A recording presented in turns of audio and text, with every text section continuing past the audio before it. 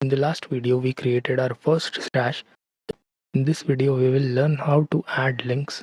So we can just click on the add link button and then just enter the link that we want. Like for example, I've added google.com. If it can find the image, it will add it over here. It will add the title, it will add the description, and you'll have to just add the tags. So for some websites this works. So it will search for the metadata automatically, and if the metadata is found, it will add the cover image, the title, description automatically. But as you can see, it has not done that.